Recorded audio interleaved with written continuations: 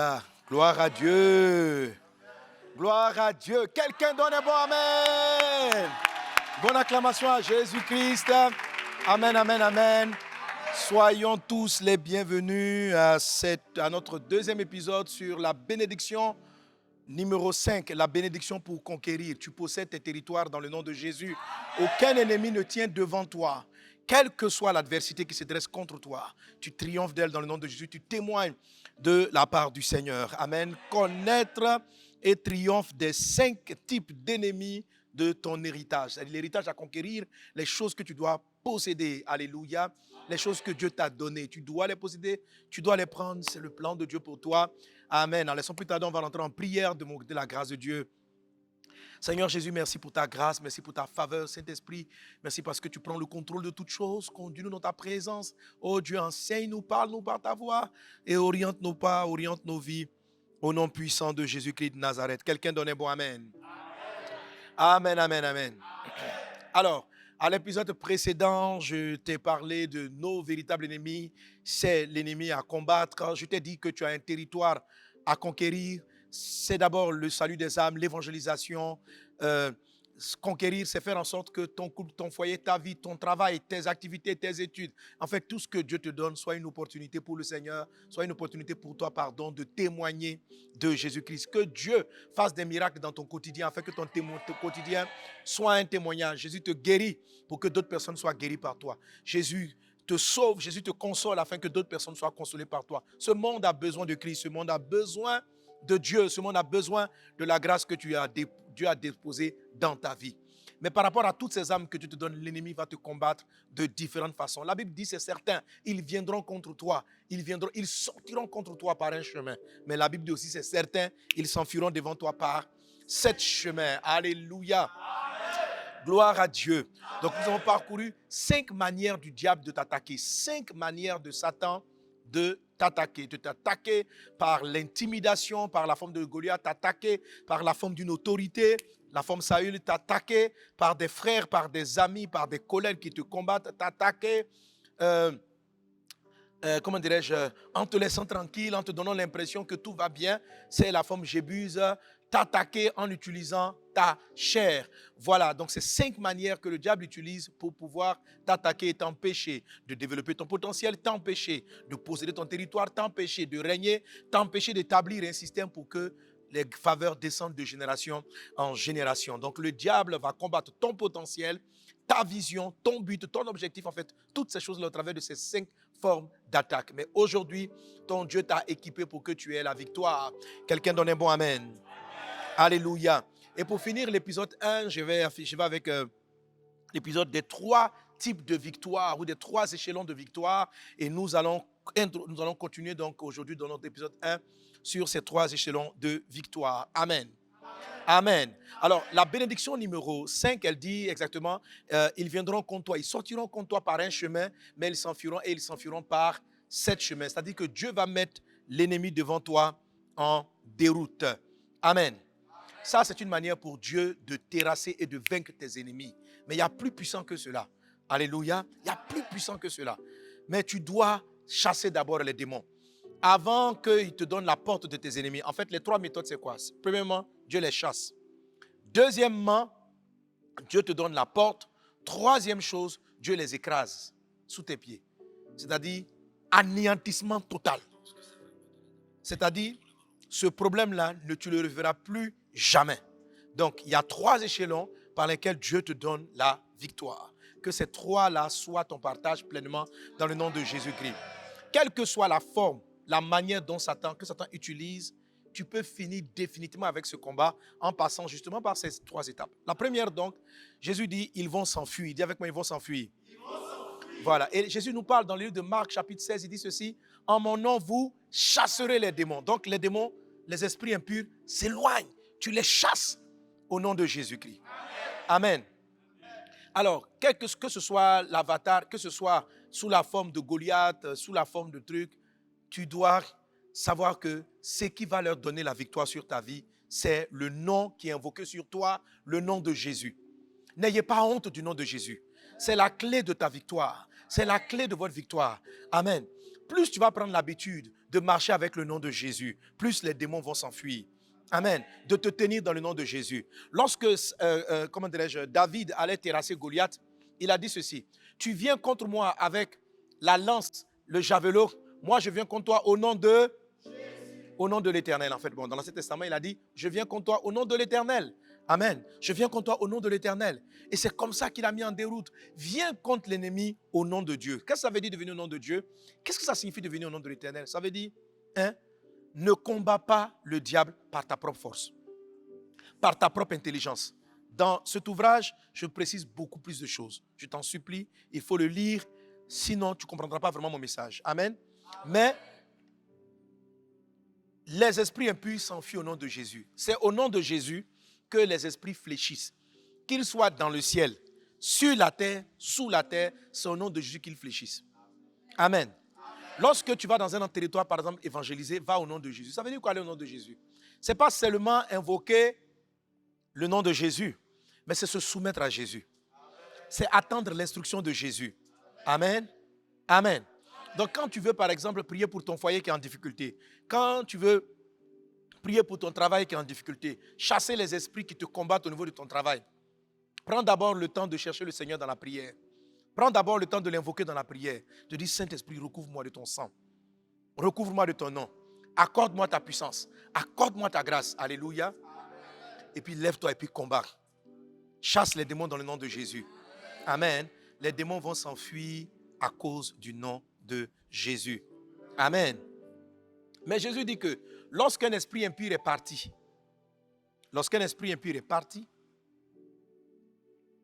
Amen, il est dit, on va le lire, laisse-moi trouver ce passage.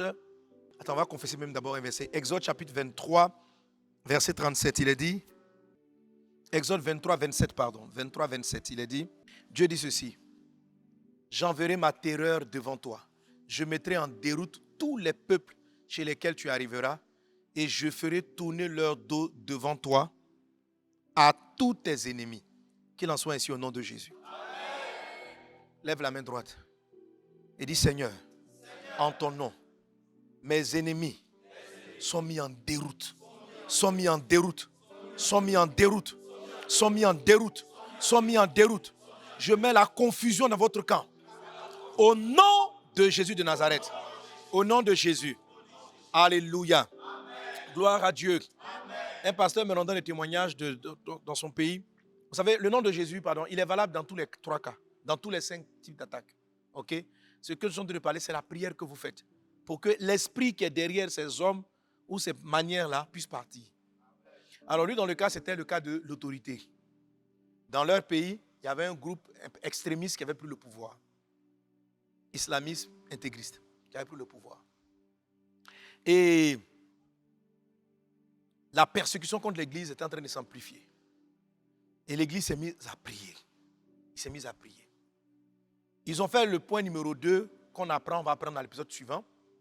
Quand une autorité nous combat, il ne faut pas la critiquer, il ne faut pas la haïr, il ne faut pas dire du mal d'elle. Il faut bien au contraire la bénir.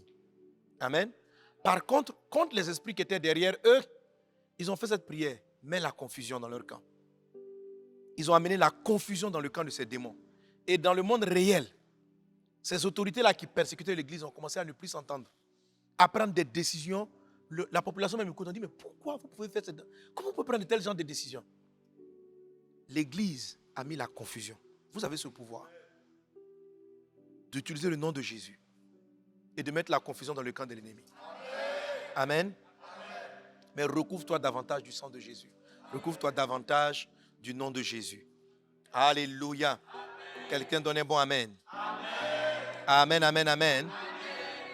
La deuxième forme de victoire que Dieu te donne, le deuxième level, Genèse chapitre 24, verset 60, le Seigneur dit là, tu posséderas la porte de tes ennemis.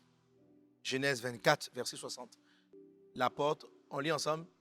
Il bénit Rebecca et lui dit, ô notre sœur, puisses-tu devenir des milliers de myriades et que ta postérité possède la porte de ses ennemis. Amen.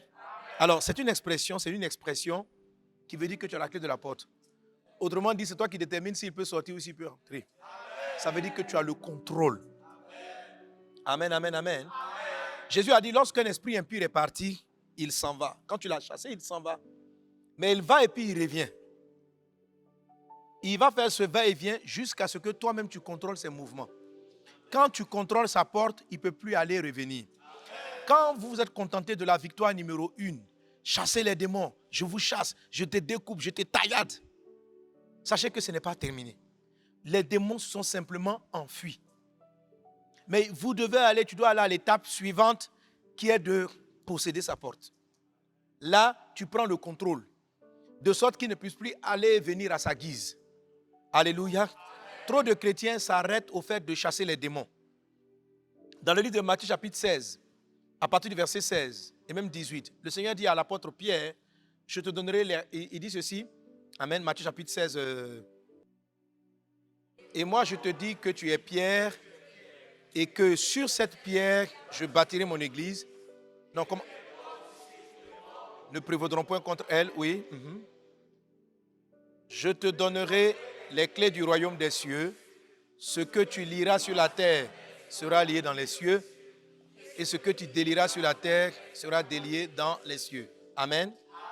Donc, Dieu a dit à Pierre, je te donne les clés. Et il dit ceci, les portes du séjour des morts.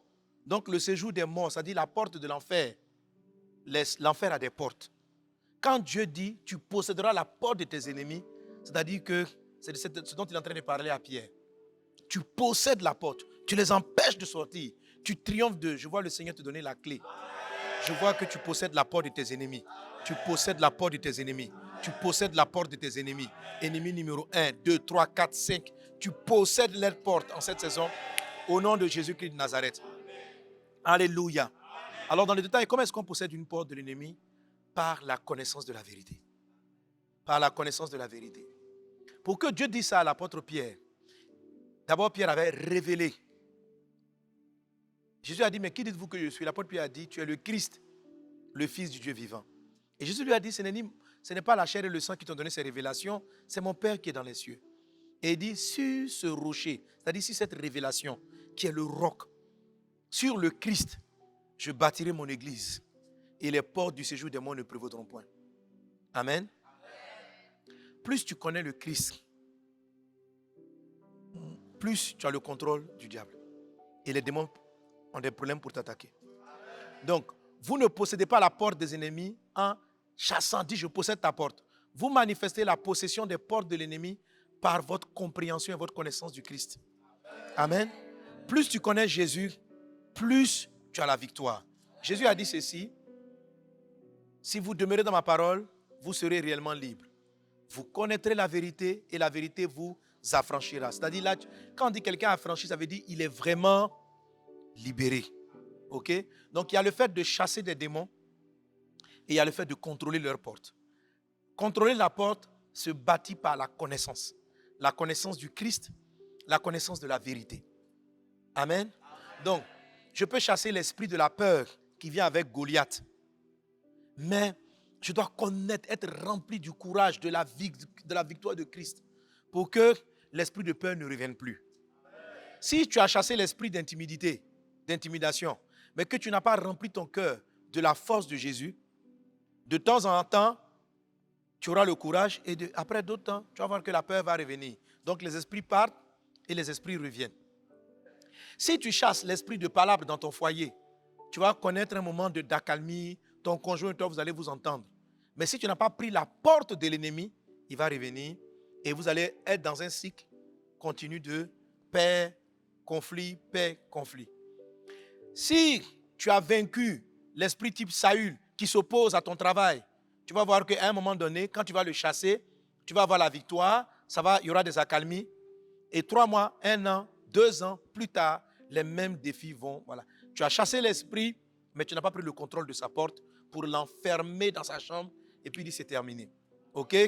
Parlant de cela, donc, le Seigneur dit à Pierre, il dit, je te donnerai les clés du royaume. Ce que tu liras sur la terre sera lié. Lié, ça veut dire attaché. Lié, ça veut dire paralysé. Tu vois? Ici, Jésus ne dit pas, si vous chassez, mais il dit ce que tu vas lier. Chasser et puis lier, c'est 2 choses différentes. Chasser, c'est va-t'en. Ils viennent contre toi, ils s'enfuient. Ça, c'est va-t'en. Mais lier, c'est paralyser quelque chose. Lier, c'est attacher. Lier, c'est empêcher la chose d'être opérante. C'est la paralyser dans le nom de Jésus. Dans le nom de Jésus, cette saison, tu paralyses les adversités. Dans le nom de Jésus, tu triomphes d'elles. Dans le nom de Jésus-Christ, tu as la victoire totale. Il en est ainsi au nom de Jésus. Brenda katalama brunda la katayanda rababis. Praide serebara la kunta rababrus. Tu triomphes dans le nom de Jésus. Quelqu'un donne un bon amen.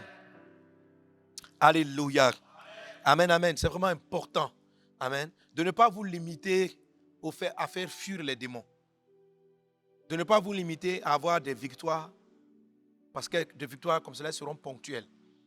Et tu auras l'impression que tu ne finis jamais de te battre contre cette maladie qui revient contre toi. Les maladies, ça fait partie c'est une attaque type Goliath. Parce que la maladie donne la peur d'être paralysé, la peur de mourir. Amen. Donc, quand le problème vient créer de l'intimidation, la timidité, la crainte de quelque chose, on a affaire à un Goliath, ok? À une forme d'attaque Goliath. Lorsque ce n'est pas simplement la peur, mais c'est l'autorité qui nous oppresse, qui nous opprime, on a affaire à un type d'attaque, Saül type numéro 2. Amen. Quelle que soit la situation, les esprits là sont chassés par le nom de Jésus, mais ils sont contrôlés par la révélation que tu as de Christ. Alors, plus tu chasses les démons et qu'ils partent, quand ils s'en vont, s'il te plaît, appuie-toi. Lis beaucoup la Bible, médite la parole, connais Jésus. Connais Jésus. Amen. Connais ton Dieu. J'ai donné récemment et on va prier. Hein? Là, on va avoir des temps de jeûne et de prière où je vais revenir sur le fait de renverser les autels. Parce que je sens que beaucoup de vies doivent être délivrées. Amen. J'ai enseigné là-dessus, mais maintenant, le temps est venu de prier par rapport à cela. Je reviendrai sur l'enseignement parce que je vous avais dit que j'allais le faire en condensé. Je vais le faire en condensé, mais on va beaucoup intercéder et prier avec des heures de prière assez stratégiques. Amen. Pour avoir vraiment de grandes victoires. Dans la victoire contre les autels sataniques, on renverse l'autel. Renverser l'autel, c'est comme chasser. Mais après, on bâtit l'autel de Dieu. Bâtir l'autel de Dieu, c'est la connaissance de Christ. C'est quand l'autel de Dieu, quand la compréhension de Christ est installée, que la victoire est définitive. Mais quand l'autel est renversé, sans que la parole n'ait été établie, la victoire n'est que temporaire. L'ennemi va finir par revenir. Est-ce qu'on est ensemble? Amen.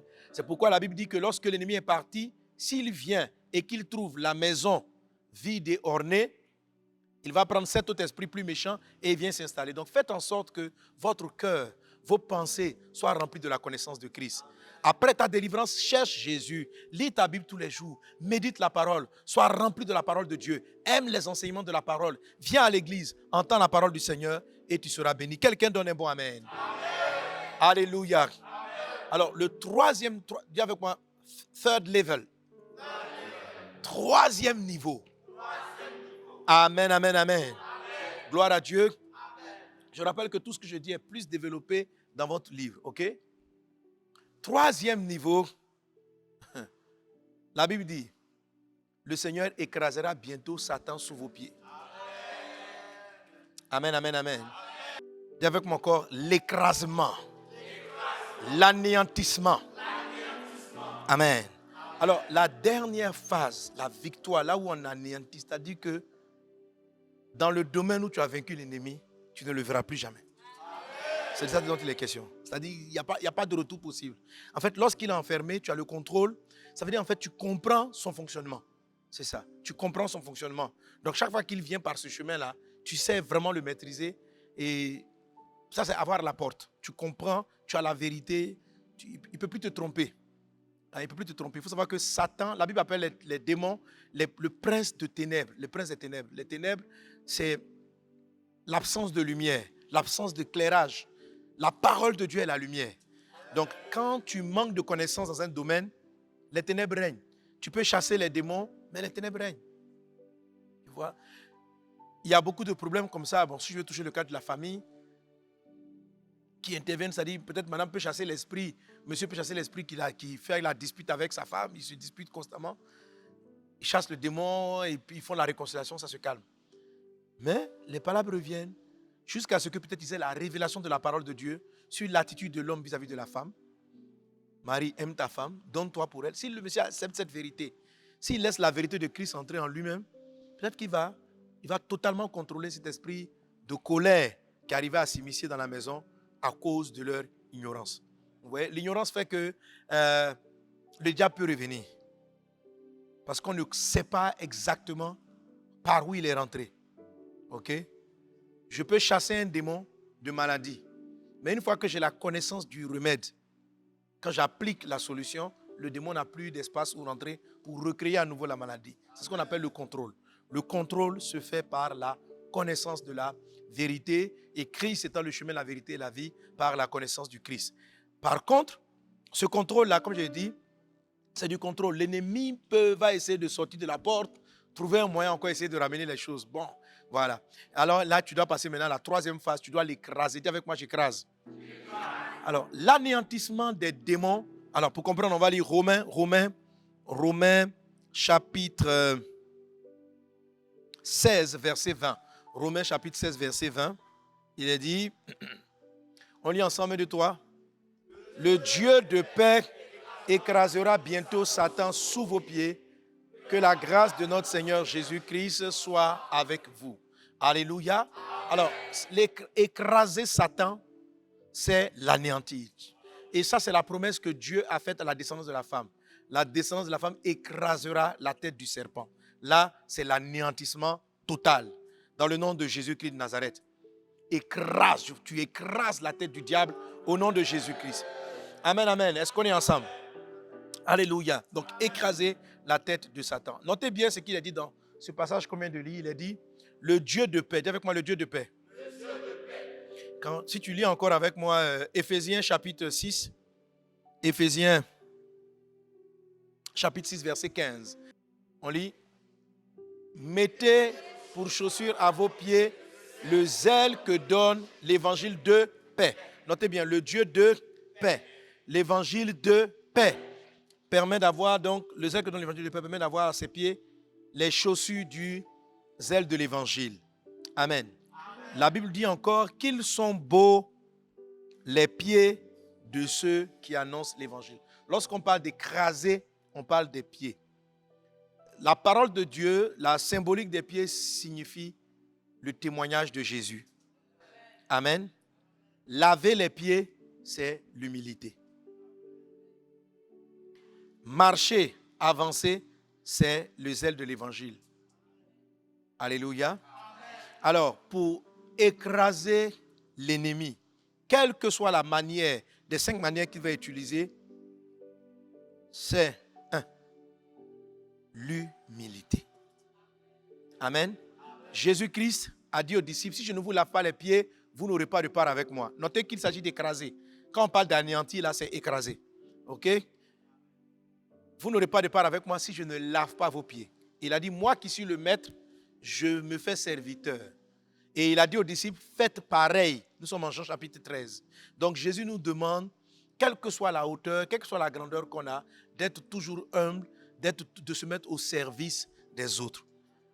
Si tu gardes l'humilité, Satan a très peu de marge de pouvoir t'influencer. Est-ce qu'on est ensemble? L'humilité est une chose que vous devez chercher parce qu'en fait, c'est l'orgueil qui a créé Satan. L'orgueil a été la base de toutes ces méchancetés. Parce qu'il s'est pris pour Dieu, il a voulu prendre la place de Dieu, il est tombé. Donc lorsque quelqu'un a le cœur d'orgueil, il a vraiment le cœur de Satan. Il a le cœur original. Alors, si tu as écrasé l'orgueil dans ta vie et tu as adopté l'utilité, le cœur d'un serviteur qui sait s'humilier devant les autres, qui sait rendre grâce à Dieu, qui travaille l'humilité, c'est comme si tes pieds spirituels sont toujours lavés. Amen. Donc si tu laves constamment tes pieds ou bien laves les pieds de tes frères, quand l'ennemi viendra t'attaquer, bon, même si tu attaques, tes pieds sont propres. OK? Et la Bible dit encore quoi? Qu'ils sont beaux les pieds de ceux qui annoncent la bonne nouvelle. Amen. Qu'ils sont beaux sur les montagnes, les pieds de ceux qui annoncent la bonne nouvelle. Donc, les pieds aussi qui écrasent Satan, ça parle de l'évangélisation. La phase ultime avec laquelle vous allez écraser la tête du diable, c'est le témoignage de Jésus. Dans le livre de Luc chapitre 10, lorsque les disciples sont revenus d'avoir chassé les démons, évangélisé, lorsqu'ils sont revenus de leur évangélisation, Jésus a dit ceci, je voyais Satan tomber du ciel. Dans la plupart des cas, il est dit que Satan est chassé. Mais ici, il est dit qu'il était en train de chuter. Il chutait pourquoi? Parce que les gens étaient en train de témoigner de Jésus. Ok? Ils témoignaient du Seigneur. Amen. La Bible dit dans le livre d'Apocalypse ceci. Ils ont été vaincus. Le diable, l'ennemi, il a été précipité. Celui qui accusait nos frères, il a été vaincu par le sang de l'agneau et par la parole du témoignage. Toi qui m'entends, témoigner de Jésus est ce qui va te permettre d'écraser la tête du diable. Faire briller la lumière de Christ dans ton environnement va le faire fuir définitivement. Donc, il y a chasser les démons au nom de Jésus. Ça permet de chasser les esprits. Il y a posséder la porte des ennemis. Ça permet de pouvoir les lier, de pouvoir les contrôler par la connaissance de la parole de Dieu. Et il y a la troisième chose, amen, qui est le témoignage de Jésus-Christ. Tu dois témoigner de Jésus. Un chrétien qui ne t'évangélise pas, un chrétien qui ne parle pas de Dieu à ses enfants, à ses amis, à ses proches, aura toujours l'ennemi qui pourra passer par l'un d'entre eux pour l'attaquer. Jésus a dit, allez faire de toutes les nations des disciples. Vous voyez, regardez par exemple l'Occident. Il y a eu plusieurs phases. Ils ont les mêmes combats, les mêmes démons, les mêmes fétiches que nos parents adorent ici. Ils l'ont fait à l'époque. Mais à un moment donné, il y a eu ce qu'on appelle le siècle des Lumières, qui a été précédé par un grand réveil spirituel en Europe. Les évangélistes prêchaient, annonçaient la parole de Dieu. Des grands hommes de Dieu ont parcouru prêchant la parole de Dieu. Plus l'évangile est prêché, plus la lumière éclaire. Peut-être que l'évangéliste, à l'instant présent, il ne se rend pas compte de l'impact de son travail. Mais dans les croisades que nous faisons dans les villages, dans les endroits, amène la lumière. Vous allez voir que plus on va évangéliser, moins les sorciers auront du pouvoir. C'est-à-dire, avant, les parents partaient au village, ils essayaient de construire, les sorciers les bouffaient. Mais si vous prêchez l'évangile, les gens vont finir leur construction. Si vous annoncez la parole de Dieu que vous prêchez, les gens vont finir leur construction et la lumière, le développement va venir par la suite. L'évangile éclaire les peuples, éclaire les nations et met l'ennemi loin. Alors aujourd'hui, malgré que l'Europe a rétrogradé et maintenant est devenue même presque idolâtre, on sent encore les effets de la lumière. Les démons qu'on rencontre ici, là, on ne les rencontre pas là-bas encore. Vous voyez? Ils ont d'autres types de démons, mais c'est comme si quelque chose s'était passé et avait chassé les esprits de l'Europe. C'est comme si quelque chose s'était passé. Qu'est-ce qui s'est passé? Ça a été l'évangélisation massive. Au point où ces pays-là, à un moment donné, sont considérés comme étant des pays chrétiens. Mais aujourd'hui, ils se sont détournés de Dieu et ils risquent d'ouvrir la porte encore à l'ennemi. Nous avons besoin d'aller dans ces endroits-là pour témoigner du Seigneur. L'évangélisation est ce qui met du zèle, les chaussures à ton pied. La Bible dit, portez pour chaussures à vos pieds le zèle que donne l'évangile de paix. Alléluia. Le message de Jésus est l'évangile de paix. Va, parle de Dieu autour de toi. Rentre dans les transports, distribue des brochures, écris ton témoignage de conversion, mets-le sur Internet, parle du Seigneur autour de toi. N'aie pas honte de l'évangile. C'est comme ça que tu feras tomber Satan de son trône sur ce ciel et tu vas régner dans le nom de Jésus-Christ de Nazareth. Le Dieu de paix écrase Satan sous tes pieds dans le nom de Jésus-Christ. Dis avec moi, j'anéantis les œuvres du diable.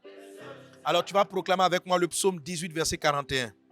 On va commencer même au verset 37. Amen, on va le confesser ensemble. On va tous confesser le psaume 18 à partir du verset 37. Voilà, on est dans le psaume de l'anéantissement des ténèbres. Amen, amen, amen. On va commencer même par le verset d'avant. Mais il faut lire tout le psaume 18, le verset d'avant. On y va, 1, 2, 3. Il exerce mes pieds et mes mains au combat, et mes bras tendent l'arc d'airain. Tu me donnes le bouclier de ton salut. Ta droite me soutient et je deviens grand par ta bonté. Tu élargis le chemin sous mes pas et mes pieds ne chancellent point. Je poursuis mes ennemis, je les atteins et je ne reviens pas avant de les avoir anéantis.